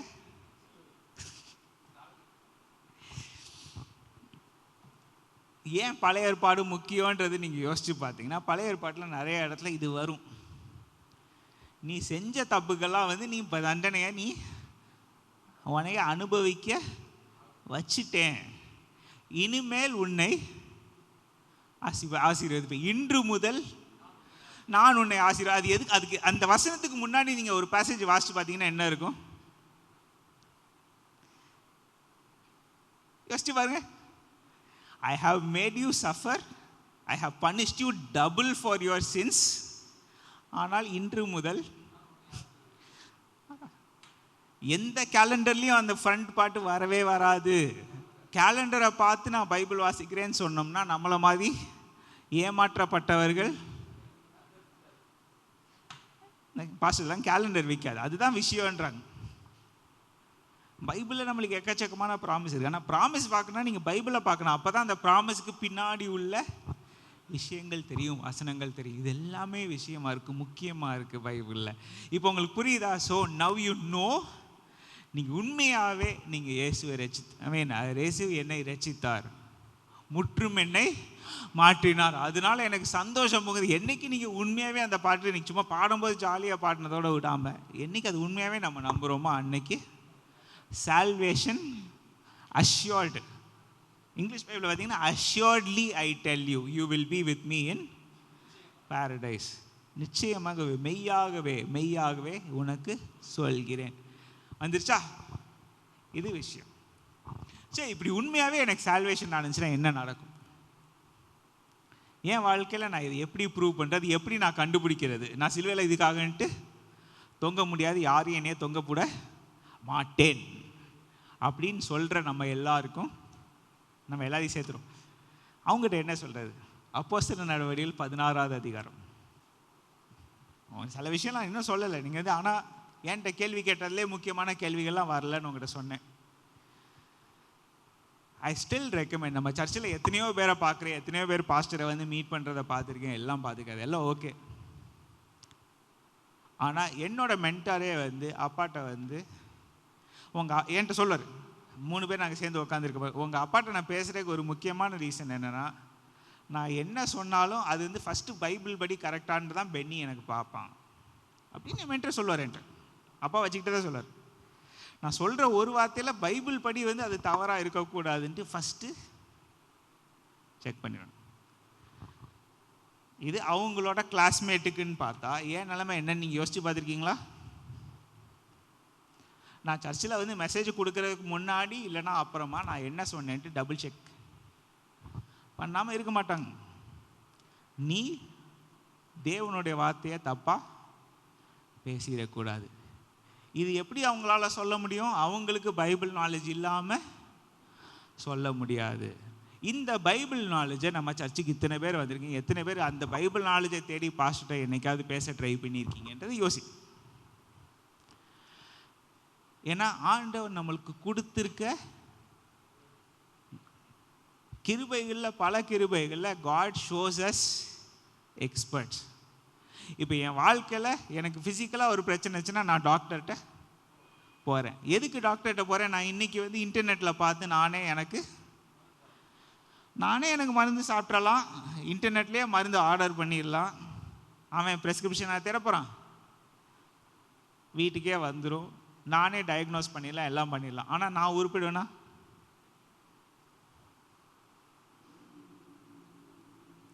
எல்லாருக்கும் புரியுதுல்ல? நம்ம இன்னைக்கு வரைக்கும் செல்ஃப் டயக்னோசிஸ், செல்ஃப் மெடிக்கேஷன் எல்லாமே நம்ம பண்ணிட்டோம். இன்னைக்கு யார்கிட்ட கேட்டாலும் உனக்கு இந்த வழியா, அந்த இடத்துல உனக்கு வலிச்சிச்சுன்னா இந்த மாத்திரை சாப்பிடுன்னு சொல்கிறதுக்கு நம்ம சர்ச்சில் 200 பேர் இருப்பாங்க. 200 பேர் இன்னைக்கு வந்திருக்காங்களான்னு தெரியாது, ஆனால் 200 பேர் இருப்பாங்க. அது சொல்லிடுவாங்க டபால்ட்டு. We are all medical stores. நான் எந்த மெடிக்கல் ஷாப்பில் எது சீப்பாக கிடைக்கணும் அதுக்குன்னு சொல்லிடுவாங்கன்னு நினைக்கிறேன் இன்றைக்கி. அது வேறு விஷயம், எல்லாம் இருக்குது. ஆனால் ஒரு எக்ஸ்பர்ட்டை எதை கேட்க போகிறோம்? If you do that you will be blessed. அதுக்காக சொல்கிறேன், சரியா? இந்த வசனம் பார்த்தீங்கன்னா 16ஆம் அதிகாரம் அப்போஸ்தலர் அதிகாரத்தில் பார்த்தீங்கன்னா அந்த அதில் பவுலும் சீலாவும் வந்து அவங்களோட machinery journey, second machinery journey, அந்த டைமில் வந்து அவங்க மக்கதோனியா நாட்டுக்கு போயிருக்கும்போது அங்கே ஒரு பிரச்சனை நடக்குது. நல்ல விஷயம் நடந்துச்சு. அதை வந்து மக்கள் பிரச்சனை பண்ணி கிளப்பி கூட்டத்தோட தகராறு பண்ணி பவுலும் சீலாவும் இப்போ ஜெயிலில் இருக்காங்க. நான் இன்னும் ஃபுல்லாக டீட்டெயில் போல, அதுலேயும் சொல்கிறதுக்கு நிறையா இருக்குது, ஆனால் சொல்ல. 25வது வசனம், நடுராத்திரியிலே பவுலும் சீலாவும் ஜெபம் பண்ணி தேவனை துதித்து பாடினார்கள். காவலில் வைக்கப்பட்டிருக்க அதை கேட்டுக்கொண்டு அவங்க கேட்டுட்டு இருந்தாங்க. இவங்க ஜெபம் பண்ணாங்க, பாட்டு பாடினாங்க. இதெல்லாம் இருக்கட்டும். அடுத்து 26வது வசனம், சடியிலே சிறைச்சாலையின் அஸ்திபாரங்கள் அசையும்படியாக பூமி மிகவும் அதிர்ந்தது. உடனே கதவுகள் எல்லாம் திறவுண்டது, எல்லாருடைய கட்டுகளும் கலந்து போயிட்டு. நீங்கள் நல்லா யோசிச்சு பாருங்க, ஒரு எர்த்குவேக் என்ன நடக்குது? எத்தனையோ பேர் செத்துட்டாங்கன்னு நியூஸ் ஃபர்ஸ்ட். இங்கே சிறைச்சாலையோட அஸ்திபாரங்கள் அசைஞ்சிச்சு. பயங்கரமான எர்த்குவேக்குன்னு சொல்லியிருக்கு. கரெக்டாக கதவு மட்டும் திறக்குது. அவங்க கையில் போட்டிருந்த கட்டுகள், சங்கிலிகள், கட்டுகள்னால் அந்த கயிறு கிடையாது, சங்கிலி, இரும்பு சங்கிலியாக தான் இருக்கும், வெயிட்டோட இருக்கும், நம்ம இழுத்துட்டுலாம் போக முடியாது எங்கேயும். அதோட இருந்து அதெல்லாம் மட்டும் உடஞ்சி விழுகுது. ஆனால் அவங்க யாருக்குமே ஒன்றும் ஆகலை, அவங்க கை கால் உடையலை. இரும்பு டபால்னு உடஞ்சிச்சுன்னா அவங்க கையோட சேர்த்து உடச்சி தானே போகும், உடையலை. இது எப்படி நடக்கும், இது எப்படி சாத்தியம்? நான் உங்களுக்கு போன வாரமே சொன்ன மாதிரி நாசா ஆஸ்ட்ரோநாட்டே சொன்னார், பைபிளில் நீங்கள் எல்லாத்தையும் நம்பலாம், சயின்ஸ் படி எல்லாமே உண்மை, ஆனால் ஆண்டவர் செய்த அற்புதங்களையும் நீங்கள் சயின்ஸோட வச்சு எக்ஸ்பிளைன் பண்ண முடியாது. அவர் சயின்ஸுக்கு மேலே. ஆஸ்ட்ரோநாட் சொல்கிறாங்க, நம்ம மக்கள் யாரும் சொல்ல மாட்டாங்க. இஃப் யூ திங்க் கரெக்டாக பாருங்கள், அவங்க கை அத்து போயிட்டு 27வது வசனம், சிறைச்சாலைக்காரன் நித்திரை தெளிந்து அவன் தூங்கித்தான் இருந்தான். ஏன்? இவங்க யாருமே தப்பிச்சு போகிறதுக்கு வழியே கிடையாது. ஆனால் இவங்க ஜோம் பண்ணும்போது பாட்டு பாடும்போது ஜெயிலர்ஸ் தான் ஜெயிலில் இது கைதிகள் தான் கேட்டுருந்தாங்க இல்லையா, அவன் தூங்கிட்டான். சிறைச்சாலையின் கதவுகள் திறவு கண்டு கட்டுண்டவர்கள் ஓடி போனார்கள் என்று எண்ணி பட்டயத்தை உருவி தன்னை கொலை செய்து கொள்ள பார்த்தான். ஏன்? அவங்க யாராவது தப்பிச்சு போனாங்கன்னா உயிர். ரோமன் லா பிளான் பண்ணியாச்சு. அவன் அதுலேயும் அவன் தூங்குறதுக்கு ரெடியாக இருந்தான்னா எதனால இவங்க தப்பிச்சு போகிறதுக்கு சான்ஸே இல்லை அப்படின்னு கண்டுபிடிச்சு. சரியா? அடுத்த வசனம், பவுல் மிகுந்த சத்தமிட்டு, நீ உனக்கு கெடுதி ஒன்று செய்து கொள்ளாதே, நாங்கள் எல்லாரும் இங்கே தான் இருக்கோம். பவுல் சீலாவும் மற்ற எல்லாருமே அங்கே தான் இருக்காங்க. அவங்க கட்டு அவிழ்ந்துச்சு, கதவு திறந்துச்சு, ஆனால் எல்லாரும் அங்கே இருக்காங்க. எப்படி இது நடக்கும்? தேவனுடைய அற்புதம். இங்கே நடந்த ஒவ்வொரு விஷயமே, அந்த எர்த்குவேக்ல இருந்து எல்லாமே தேவனுடைய அற்புதம். நம்ம நினைக்கிற மாதிரி எல்லா இடத்துலையும் எர்த்குவேக் நடக்க முடியாது சயின்ஸ் படி. நம்ம இருக்கிற பூமிக்கு அடியில் நம்ம அந்த இதில் ஒரு ஃபால்ட் லைன் இருக்கணும், அப்போ தான் எர்த்குவேக் நடக்க முடியும். ஆண்டவருக்கு அதெல்லாம் கவலை இல்லை. இந்த உலகத்தை படைத்தவர் அவர். 29வது வசனம் இப்போ பாருங்க. அப்பொழுது அவன் தீபங்களை கொண்டு வர சொல்லி உள்ளே ஓடி, இருட்டில் தான் எல்லாம் இருந்திருக்காங்க பார்த்துக்கோங்க, நடுநடுங்கி பவுலுக்கும் சீலாவுக்கும் முன்பாக விழித்து அவர்களை வெளியே அழைத்து வந்து, ஆண்டவர் மாறே ரட்சிக்கப்படுவதற்கு நான் என்ன செய்ய வேண்டும் என்றான். இந்த ஸ்டோரி நான் உங்களுக்கு சொல்லாமல் உங்களுக்கு ஃபுல்லாக புரியாது. ஆனால் யோசிச்சு பாருங்கள், ஜெயிலர் அங்கே என்ன நினச்சான், அந்த ஃபுல் அற்புதங்களை எல்லாத்தையும் பார்த்து அவங்க இன்னும் ஜெயிலை விட்டு போகலைன்னு பார்த்துட்டான். எல்லாம் நடந்துச்சு, மற்ற எல்லாரும் இன்னும் பத்திரமா தான் இருக்காங்கன்னு கண்டுபிடிச்சாச்சு. ஆனால் அதில் அவருக்கு அந்த ஜெயிலருக்கு ஆண்டவர் புரிய வச்சது என்ன, இது எல்லாத்துக்கும் மேலாக, என் வாழ்க்கைக்கு மேலாக ஒரு தேவன் இருக்கார் அப்படின்ட்டு அவனுக்கு புரிய வச்சா. அதனால அவன் கரெக்டாக என்ன பண்ணுறான் பாருங்க, எல்லாரையும் வெளியே, இவங்க 2 பேர்த்த மட்டும் வெளியே கூட்டு மீதி எல்லாரும் அங்கே உள்ளுக்குள்ளே இருக்காங்க. கரெக்டாக கூட்டு ஆண்டவர் மாதிரியே ரட்சிக்கப்படுவதற்கு நான் என்ன செய்ய வேண்டும் என்றான். அப்போது தான் பாருங்க 31வது வசனம், இதுதான் எல்லாருமே சொல்லுவாங்க. அதற்கு அவர்கள், கர்த்தராகிய இயேசு கிறிஸ்துவை விசுவாசி, அப்பொழுது நீயும் உன் வீட்டாரும் ரட்சிக்கப்படுவீர்கள் என்று. நீ மட்டும் அல்ல, உன்னோட வீட்டாரும். யார்? இவன் கர்த்தராகிய இயேசு கிறிஸ்துவை விசுவாசித்தால். இந்த ஒரு வார்த்தையை வச்சு நான் விசுவாசித்தேன், அதனால என் ஃபேமிலி ரட்சிக்கப்பட்டிருக்கோம், அப்படி அவ்வளோதான், அவங்க எல்லாம் பரலோகத்துக்கு, நாங்கள் எல்லாம் பரலோகத்துக்கு அப்படியே பவான்ட்டு பறந்து போயிடுவோன்னு யோசிக்கிற ஒவ்வொருவருக்கும் இதுக்கப்புறம் வந்த வசனங்கள் எல்லாம் இருக்கு. அடுத்த வசனங்கள் இருக்கு. ஏன்னா அடுத்த வசனத்தை பாருங்க, அவனுக்கும் அவன் வீட்டில் இருந்த யாவருக்கும் கர்த்தருடைய வசனத்தை போதித்தார்கள். This is the church. இந்த மெசேஜுக்கு அடுத்து ஒரு மெசேஜ் இருக்கு. ஏன்னா அப்பா இந்த மெசேஜ் என்கிட்ட சொல்லிட்டு இருக்கும்போது, அப்பா நாங்கள் பேசிகிட்டு இருக்கும்போதே எனக்கு இவ்வளோ நாள் இன்னொரு புரியாத விஷயத்தை எக்ஸ்பிளைன் பண்ணிட்டாங்க. நீங்கள் நம்ப மாட்டீங்க, நான் ரொம்ப நாள் நான் தனியாக ஜெபம் பண்ணிருக்கேன், அவங்களுக்கு சொல்லவே இல்லை. அது நான் நெக்ஸ்ட் டைம் பேசும்போது சொல்கிறேன். ஆனால் நல்லா கவனித்து பாருங்கள், இயேசுவை விசுவாசின்னு சொல்லிட்டு அந்த இயேசு யாரு, இந்த சுவிசேஷம்னா என்ன, அது எல்லாத்தையும் அவனுக்கும் அவன் வீட்டாருக்கும் பிரசங்கித்தனால தான் சொல்கிறாங்க, நீனும் உன் வீட்டாரும். இவனுக்கு சொன்னனால உடனே எல்லாருமே வந்து வீட்டில் எல்லாருமே வந்து டபால் அடுத்த செகண்ட் வந்து எல்லாரும் ஒரே ஷாட்டில் பறந்துடுவாங்க, அதெல்லாம் கிடையாது. Please get that idea out of your head. அதுக்கு பின்னாடி நிறையா விஷயம் நடந்துச்சு. ஆனால் இதோட முடியலை இந்த விஷயம். இதுக்கு அடுத்த வசனத்தை பாருங்கள், 33 வசனம் சொல்லுது, மேலும் ராத்திரியிலே அந்த நேரத்தில் தானே, அதே நேரத்தில் அவன் சொல்லி முடித்த உடனேயே அவன் அவர்களை அழைத்து கொண்டு போய் அவர்களுடைய காயங்களை கழுவினான். அவனும் அவனுடையவர்கள் அனைவரும் உடனே ஞான ஸ்நானம் பெற்றார்கள். உங்களுக்கு எத்தனை விஷயம் நடந்திருக்கு பாருங்க ஒரே நைட்டு. இதெல்லாம் அந்த நேரம் பத்தாது. நீங்கள் நைட்டு 12 மணிக்கு படுத்தீங்கன்னா நேரம் கட்டாயமா பத்தாது. இருட்டுறது எப்போ? 6 மணி 7 மணி. அவங்கள பொறுத்த வரைக்கும் 7 மணிக்கு அப்புறம் இதெல்லாம் நடந்துருக்கு. முதல் ஜாமம், 2வது ஜாமம், 3வது ஜாமம், 4 வாட்ச் இருக்குது. ஒவ்வொரு ஜாமமும் 3 மணி நேரம், ரைட்? 12 மணி நேரத்தில் நடந்த விஷயங்கள் இது எல்லாம். ஏன்னா பவுல் பிரசங்கம் பண்ணார்னா வந்து நான் பிரசங்கம் பண்ணாதோ கூட தான் பிரசங்கம் பண்ணியிருக்காருன்னு தான் பிப்ளிக்கல் ஸ்காலர்ஸ் எல்லாரும் சொல்கிறாங்க. அவர் ஜபத்தில் அவர் பிரசங்கம் பண்ணதில் ஒரு சின்ன பையனே தூங்கி உழுகிற அளவுக்கு பிரசங்கம் பண்ணியிருக்கார். ஆனால் யோசிச்சு பாருங்களேன், திஸ் ஆல் ஹேப்பன், இதெல்லாம் நடந்துச்சு. அப்படின்னா என்ன நடந்துச்சு? அவனுக்கு வந்து இந்த பிரசங்கம் கேட்டான், நம்மளும் தான் பிரசங்கம் கேட்டிருக்கோம். அதுக்கு முன்னாடி என்ன சொல்ல, கிறிஸ்துவாகிய இயேசுவை உன்னை சொந்த இரட்சகர் என்று விசுவாசி, அப்போ நீடும் உன் குடும்பத்தாரும். நான் விசுவாசிக்கவும் செஞ்சுட்டேன், பிரசங்கமும் கேட்டேன். இதுக்கு அடுத்த ஸ்டெப் யார் பண்ணுவா? பார்த்தீங்களா? இதோட இந்த ஸ்டெப்பு முடியலை.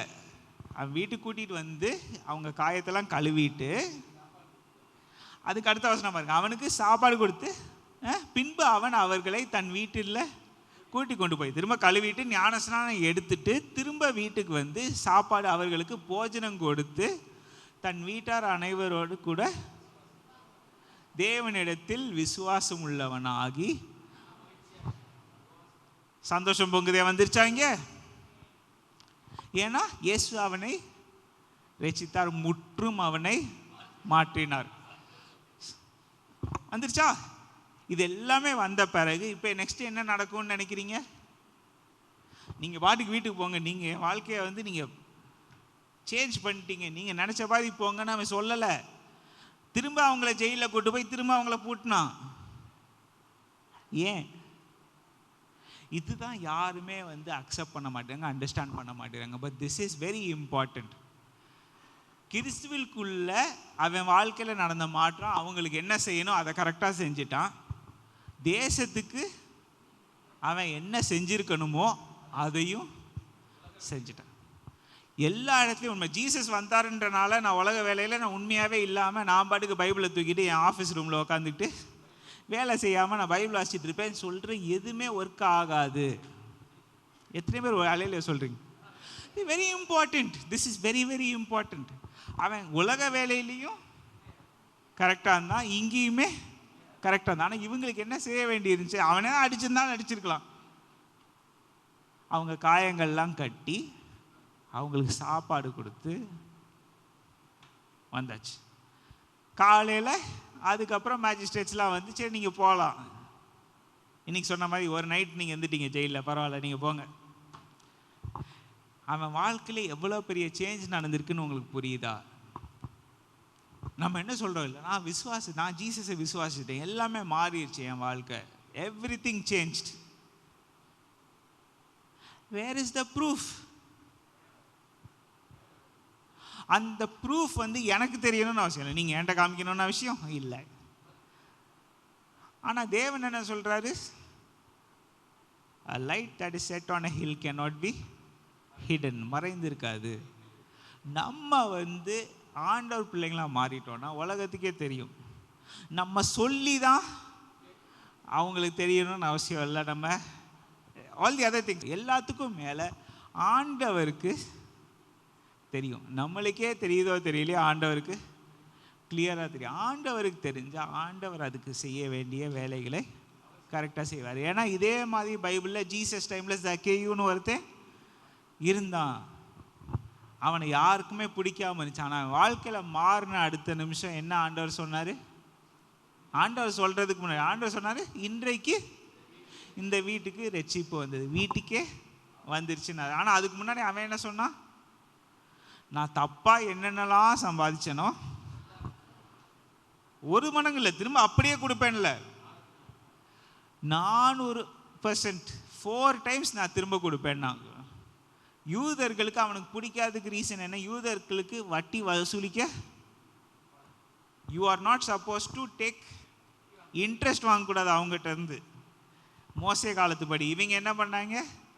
அவங்க டேக்ஸும் எடுத்தாங்க, டேக்ஸோட கூடையும் எடுத்து அதை வச்சு இவங்க நல்லா சுகமாக வாழ்ந்துட்டு இருந்தாங்க. இவன் என்ன சொல்கிறான்? 4 தடவை நான் கொடுப்பேன்னா இவன் திரும்ப தெருவுக்கு போக வேண்டியதான் கிட்டத்தட்ட. நீங்கள் கொஞ்சம் யோசித்து பார்த்தாலும் any business man will immediately தெரியும் அவனுக்கு கையில் ஒன்றுமே மீதி இருக்காது. ஆனால் அந்த வார்த்தை எங்கேருந்து வந்துச்சு? ஜீசஸ் சொல்லி வந்துச்சா? அவன் மனசு, அவன் அப்பனா அவன் எவ்வளோ காசு அடிச்சிருந்துருக்கான் அதுக்கு முன்னாடி? அவன் அடித்த காசெல்லாம் அவன் திரும்ப. உங்களுக்கு புரிஞ்சுச்சு? அப்போ ரட்சிப்புன்னு சொல்கிறது வந்து நம்ம எல்லாம் ரொம்ப ஈஸியாக சொல்லலாம். என் வாழ்க்கையில் ரட்சிப்பு நான் ரட்சிக்கப்பட்டுட்டேன்னு நான் சொல்லலாம். ஆனால் உண்மை வந்து வெளியே வர்றதுக்கு சான்ஸ் இருக்கா இல்லையா? அவன் எதுக்கு 4 தனியாக 3 தனியாக கொடுக்கலன்னு சொல்லிக்கலாம். எதுக்கு 4 தனியான்னு அவன் சொன்னான்? ஏன்னா அவன் பண்ண தப்புக்கு அவன் பிராயச்சித்தம் பண்ணணுன்ற அவசியம் அவனுக்கு புரிஞ்சிச்சு. ஏன்னா அந்த பிராயச்சித்தம் பண்ணலைன்னா அங்கே சிலுவையில் ஒருத்தன் தொங்குறானே, அந்த நிலைமை தான் அங்கேயும் வரப்போது இல்லைன்னா அவனுக்கு அது புரிஞ்சிச்சு. ஸோ எவ்ரி சிங்கிள் டைம் நான் உங்களுக்கு ஏற்கனவே சர்ச்சில் சொல்லியிருக்கேன், we cannot stand up actually. Message முடிஞ்சு யோசிச்சு பாருங்க. நான் உங்களுக்கு சொல்லியிருக்கேன்ல, 10,000 ரூபா நான் யார்கிட்ட இருந்து திருடிட்டேன். இயேசு என்னை ரட்சித்தார், முற்றும் என்னை மாற்றினார், சந்தோஷம் பொங்குதே நான் சொல்லிட்டு போனா எவன்கிட்ட திருடினேனோ அதெல்லாம் சரி, உன்னை ரட்சித்தார் எல்லாம் ஓகே. என் காசு எங்க நம்ம திரும்ப கேட்பானா கேட்க மாட்டானா? கேட்பான். பாட்டெல்லாம் பாரு, புரியுதுல? சக்கியு எக்ஸாம்பிளே இம்பார்ட்டன்ட். இந்த விஷயம் ஒன்று இருக்கு, அது இல்லாம சக்கியு வாழ்க்கையில ஜீசஸே சொல்ல மாட்டாரு இன்றைக்கு இந்த வீட்டில் ரட்சிப்பு வந்து. என்னைக்கு இயேசு என்னைய பார்த்து அப்படி சொல்ல போறாரு? யாராவது கேட்டிருக்கோமா? இது வரைக்கும் நீங்க கேட்கலன்னா this is your chance to ask. ஆண்டவரே என் வாழ்க்கையில ஏன் அது நீங்க இன்னும் சொல்லலை? சொல்லியிருக்கலாம், எனக்கு தெரியாம இருக்கலாம். Your life is your business, my life is my business. எனக்கு நல்லா தெரியுது. உங்களை நான் நோன்றதுக்குன்னு வரல, நீங்கள் என்ன செஞ்சுருக்கீங்க என்ன செய்யலைன்றதுக்கு வரல. உங்கள்கிட்ட ஏற்கனவே சொன்ன மாதிரி எனக்கு என் லைஃபே ஃபுல்லாக புரியலை, உங்கள் லைஃபு எனக்கு புரியறதுக்கு சான்ஸ். அது கடவுள் கையில் நான் அப்படியே ஆண்டவரே என் கையை என் வாழ்க்கையை உங்கள் கரங்களில் நான் ஒப்பு கொடுத்த மாதிரி சர்ச்சில் வந்து ஒவ்வொருவரும் அவங்கவுங்க உங்கள் கையில் கொடுக்குறாங்க. ஆனால் இப்போ ஜோம்ன்றது யார் பொறுப்பு? நம்ம வேலை, நம்ம பொறுப்பு. ஜெபிக்கலாமா? ஆண்டவரே உமக்கு நன்றி, உமக்கு நன்றி அப்பா. ஸ்தோத்திரம் அப்பா. லாஸ்ட் வீக்கே சொன்ன மாதிரி யூத் சர்வீஸ் முடிஞ்சால் நீங்கள் வந்திருக்கலாம், நீங்கள் நோட்ஸ் எடுத்துக்கலாம், நீங்கள் என்ன டவுட் இருந்தால் கேட்கலாம். கொயர் இருக்கிற இடத்துல உங்களுக்கு இடம் இருக்குது, you can come and sit there. ஆனால் இப்போ ஜெபிக்கிற நேரம். ஆண்டவரே இன்னைக்கு என்கிட்ட நீங்கள் என்ன பேசுங்க, நீங்கள் பேசின வார்த்தை மூலமாக நீங்கள் என்கிட்ட இடைப்பட்டிருக்கீங்க நம்புகிறேன் ஆண்டவரே. Lord, I pray to you. ஆண்டவரே நான் இன்னைக்கு என்ன வசனம் கேட்டுக்கணும், என்ன வார்த்தை கேட்டுக்கணும், அது மூலமாக நான் ஜெபிக்கிறேன்.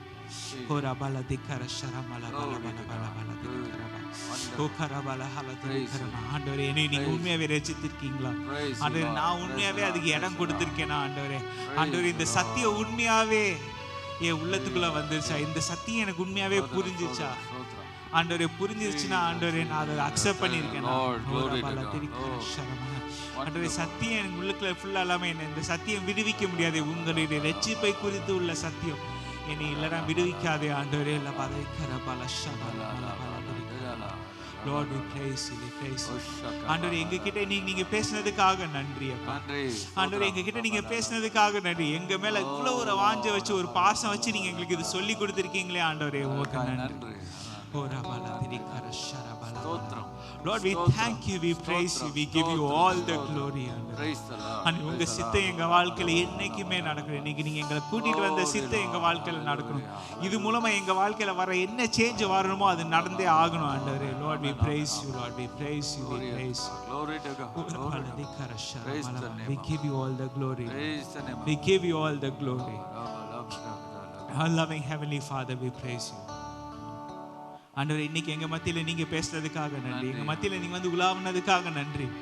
ஆண்டவரே, எங்களை நீங்க தொட்டதுக்காக நன்றி. ஆண்டவரே, எங்க இதயத்தை நீங்க தொட்டுட்டீங்களே ஆண்டவரே, நீங்க எங்கிட்ட பேசிட்டீங்களே, உமக்கு நன்றி அப்பா.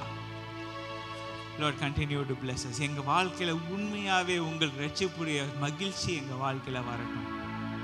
எங்க உள்ள உண்மையாவே சந்தோஷம் பொங்கட்டும் ஆண்டவரே. இயேசு என்னை ரட்சித்தார், முற்றுமா என்னை மாற்றினார், என் பழைய லைஃப்ல என்னை மாற்றினார். என் பாவங்கள்லாம் ஆண்டவரே நான் அறிக்கையிட்டுட்டேன் ஆண்டவரே. அதுக்கு நான் என்ன நான் என்ன சேஞ்ச் பண்ணுமோ என் வாழ்க்கையில், அதுக்கு நான் என்ன திரும்பி தரணுமோ ஆண்டவரே, என் வாழ்க்கையில் நான் என்ன செய்யணும், நீங்க தான் என்ன சொல்லி தரணும் ஆண்டவரே. அமெரிக்கால அதெல்லாம் கரெக்டாக பண்ணாங்க, எங்க நாட்டில் நாங்கள் பண்றோமான்னு தெரியலையே ஆண்டவரே. We want to do that right. And எங்க வாழ்க்கையில் எங்க சர்ச்சில் ஒரு எழுப்புதல் வரணும் Lord. We want a change. We want Lord your revival. அசூசா ஸ்ட்ரீட்ல நடந்த ரிவைவல் மாதிரி எங்க சர்ச்சில் ஒரு ரிவைவல். எங்க சர்ச்சும் ஆவிக்குரிய சபையா அனலா நாங்க மாறணும். உங்களுடைய மகிமை எங்க சர்ச்சில் இறங்குறத நாங்க கண்ணால பார்க்கணும். Lord, we give you all the glory, honor and praise. In Jesus' name we pray. Amen. சேர்ந்து சொல்லுவோமா? என் ஆத்துமாவே கர்த்தரை ஸ்தோத்திரி, என் முழு உள்ளமே அவருடைய பரிசுத்த நாமத்தை ஸ்தோத்திரி. என் ஆத்மாவே கர்த்தரை ஸ்தோத்திரி, அவர் செய்த சகல உபகாரங்களையும் மறவாதே. ஆமென். இப்பொழுது நம்முடைய கர்த்தராய் இருக்கிற இயேசு கிறிஸ்துவின் கிருபையும் பிதாவாகிய தேவனுடைய அன்பும் பரிசுத்த ஆவியானுடைய அந்யோன்ய ஐக்கியம், சந்தோஷம், சமாதானம் நம் அனைவரோடும் சகல பரிசுத்தவான்களோடும் அவருடைய வருகை பரியந்தம் இருப்பதாக. ஆமென். கர்த்தர் உன்னை ஆசீர்வதித்து உன்னை காக்க கடவர். கர்த்தர் தம்முடைய முகத்தை உன்மேல் பிரகாசிக்க பண்ணி உன்மேல் கிருபையாக இருக்க கடவர். கர்த்தர் தம்முடைய முகத்தை உன்மேல் பிரசன்னமாக்கி உனக்கு சமாதானம் கட்டளையிட கடவர். ஆமென்.